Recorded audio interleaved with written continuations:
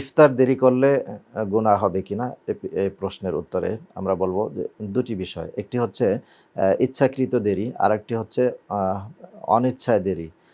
একটি হচ্ছে আমি যাচ্ছি কোথাও, আমার ইফতারি করার কোনো ব্যবস্থা নাই। আমি গাড়িতে আছি, গাড়ি থামতে দেরি হবে। আজান হয়ে গেছে। তো আশেপাশে এক ফোঁটা পানিও আমার কাছে নেই। এক্ষেত্রে আমি দেরি হয়ে গেল। অর্থাৎ এটাকে অনিচ্ছায় দেরি বলে।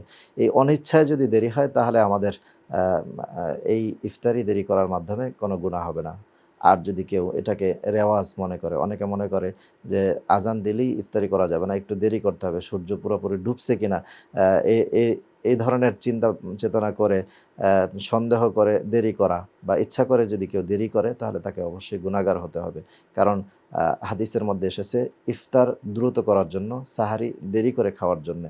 তো যেখানে নবীজি বলেছেন ইফতার তাড়াতাড়ি খাওয়ার জন্যে, সেখানে যদি আমরা দেরি করি তাহলে এই হাদিসকে অমান্য করা হয় এবং নবীর সুন্নতকে অবজ্ঞা করা হয়।